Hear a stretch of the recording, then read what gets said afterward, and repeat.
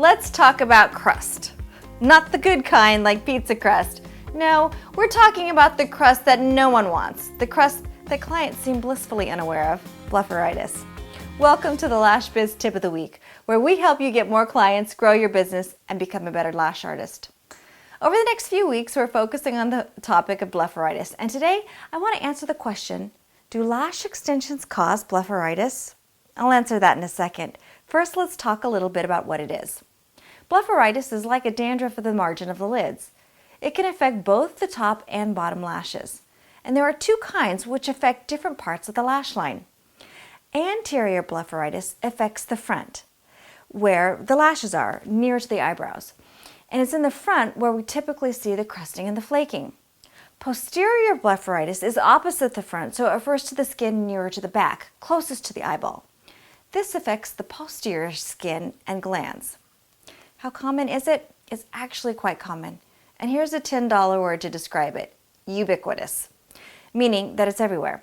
According to an article in Medscape, R. Scott Lowry, the author, quotes a study, Limp et al., that claims 86% of Americans that have dry eye have a form of blepharitis. Did you catch that? Over 25 million are affected in the States alone. And it means that a client who comes in complaining of dry eye is likely to have a form of blepharitis, even if it's mild. Blepharitis is marked by dry, irritated eyes, inflamed margins and lid lines, and different types of crust, which can be caused by different microcripiquales. Among the anterior types, there's the seborrheic blepharitis, and this one produces oily and flaky crusts. Then there's the bacterial or staphylococcal kind, which can leave hardened crusts that can ooze when removed. Posterior blepharitis can produce a capping of the glands and a crusting on the actual margin of the lid that hugs the eyeball. Sometimes it looks like tiny bubbles or colorless pimples on the waterline. Let me know in the comments if you've seen either in your lash business. So, how do you treat blepharitis? It's super simple. You just perform a proper lid scrub morning and night. Think of it like treating acne. You can't just wash once and think it's going to go away. You have to change habits over a period of time to impact your lid health. You thoroughly cleanse the lids and the lashes with warm water and a lid cleanser or baby shampoo to loosen and remove the crusts and the flaking. Then you swipe the margins to clear off any capping. What it's not is just washing the face and swiping over the eyes. This is what most clients do, and they think they've cleaned their lashes properly. No. A lid scrub is like a facial specific to your lashes. You really have to get in there. Side note, which is why we have to produce very strong bonds to promote longevity, but that's another story. Clients are afraid to lose their extensions, and this is why it's hard to change behavior. Have any of you had a hard time changing cleaning behavior in your clients? Let me know in the comments section. Now that we know what it is and how to treat it, let's cut to the chase and get back to our question. Do lash extensions cause blepharitis? In a word, no. Extensions cannot cause blepharitis, but they can make crusting and dry eyes worse if the client doesn't clean properly. If they don't wash well, you'll see crust and flaking. And it's not the extensions causing the buildup, it's them not washing.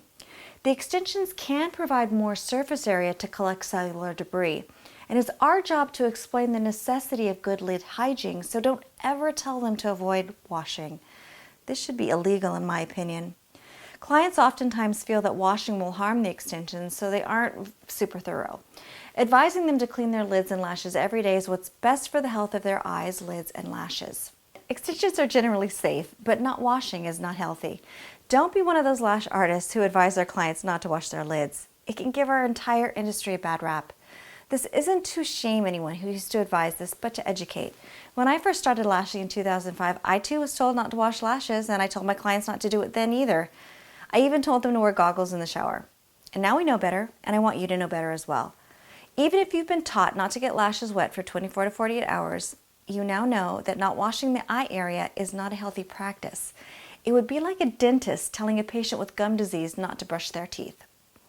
As educated professionals, we don't want to encourage our clients to do anything that could lead to an unhealthy or clogged and flaky lash line. So we learned that there are two kinds of blepharitis, anterior and posterior.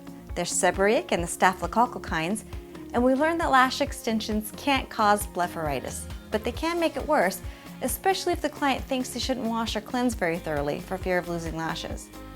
Tune in next week, where I'll be answering the question, can you catch or spread blepharitis? Have a great week.